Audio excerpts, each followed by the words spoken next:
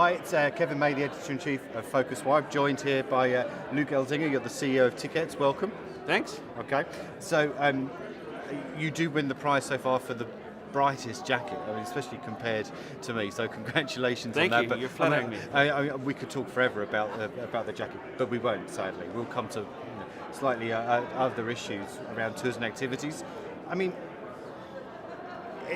I think most people would agree it's been a fairly tumultuous year. It's been lots of things going on. You've been one of your fellow country folk has bought into the sector, bought Fair Harbour and things like that. I mean, what's your general view as to kind of what's going on in a really broader sense at the moment? Well, I think the market is huge. Everybody sees it. It's fragmented, like everybody knows. Yep. So, and I think also what Douglas said, it's the thing people might go first in a few years before they book a flight or a hotel. Do you really think that's going to happen, though? I mean, well, especially the things that create scarceness. You know, you need to book up front for the Sagrada Familia, for example. So there are a lot of crucial things to do that you need to book up front. Not all of them, but I think more and more. That would be a fairly fundamental switch, I mean, for that to happen. So what do you think needs to happen? Well, you know, I don't think it should be a kind of an absolute switch. Right. But if you can create a kind of more and more demand on that, then having that supply and be able to fulfill those needs is, I think, crucial to also sell your other stuff. Okay.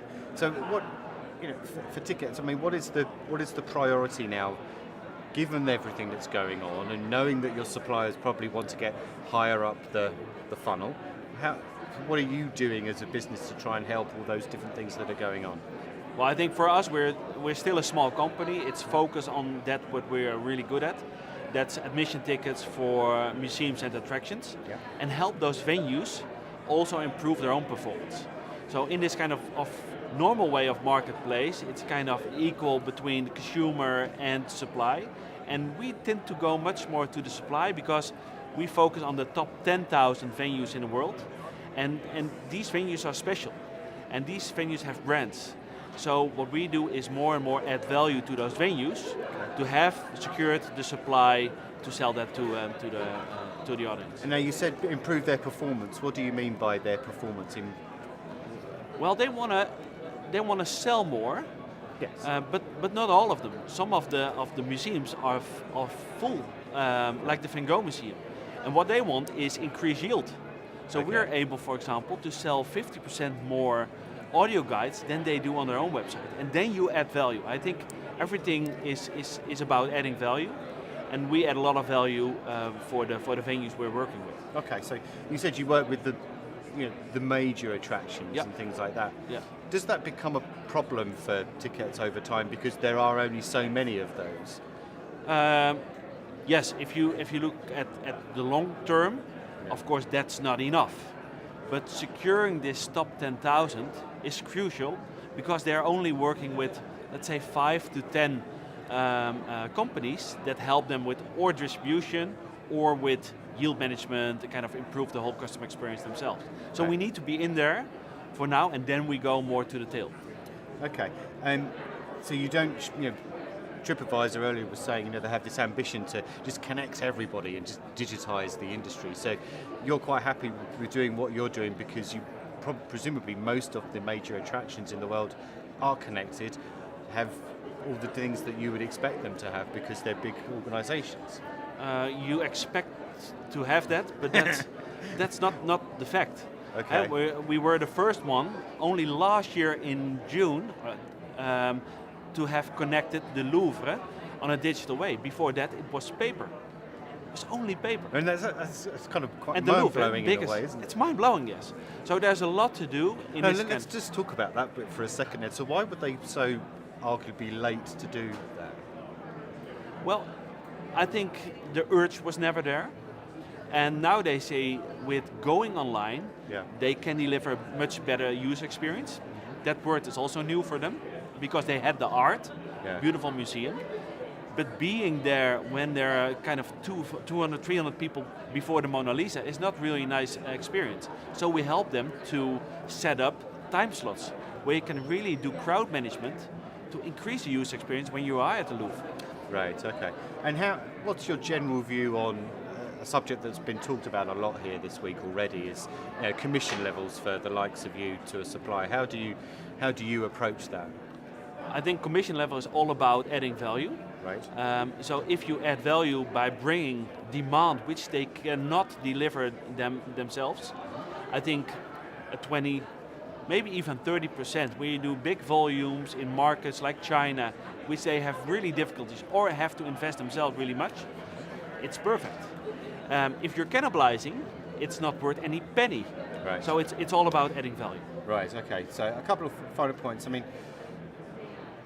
how do you compete as a business in search? Because, lots of players entering the market, you've got the Get Your Guides and the Luucs. We all know what Luuc is doing, and Booking.com is taking a lot of interest, and TripAdvisor has a strong interest anyway. Yeah. So you're competing against some sizable organisations. So what do you do as a company to raise your own visibility, or the visibility of the people that you're trying to sell tickets for? Yeah, well, competing is all about making them so that they like you so much that they come back without clicking on an ad. Right. I think Google... But that's difficult in the travel industry when people perhaps travel only once a year. Yes, if you're focusing on really kind of international traveling, yes. But what we do is admission tickets for museums and attractions. And the chance that people will go to a museum much more in a kind of spare time or a weekend is much higher than really going on a city trip or going for a long haul destination. Okay. So we have much more kind of moments to buy with the products we have. Okay. And last of all, I mean, you've raised almost the same amount of money as Musement had. Musement was bought a week before last. I mean, what's your general kind of view? I mean, it was mentioned on stage by Expedia this morning. Jen said, well, it's just another round of consolidation. I mean, do you see that being something that's going to continue to happen? Companies, Musement size and your size being part of things that start getting wrapped up by larger players? Could be. I think they see the market. Big corporates are, of course, often a little bit slower in innovation and that kind of stuff. So then you're interested. We're not building to sell. We see that we can be really a fundamental place in the market of tours and activities in the whole world. Now, interestingly, just as a follow-up to that, I interviewed someone from Musement this week already, and they said they were in a position where, as a company, they really needed to probably raise money earlier this year. Is that because of the particular type of thing that they were doing, where they were essentially going up against the Get Your Guides and the Luucs and people like that have perhaps got more money? Are you in the same boat as where they are in terms of... No, because our proposition is different. Yeah. And that's, of course, we also sometimes raise money, and we are lucky with our investors that that's not difficult anymore. It's more choosing the right partners. Okay.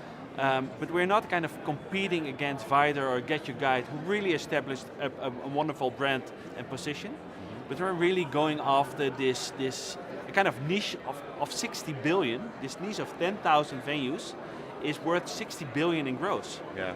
So that's enormous. It's a niche that yes, is 60 billion. I always love to say a strange, niche, yeah. but it's and having this focus is giving you a position and also the returns and also the margins to create a healthy business model. Okay, Luuc, Elzinga, thank you very much for talking to us. Thank you. Thank you. Thank you very much.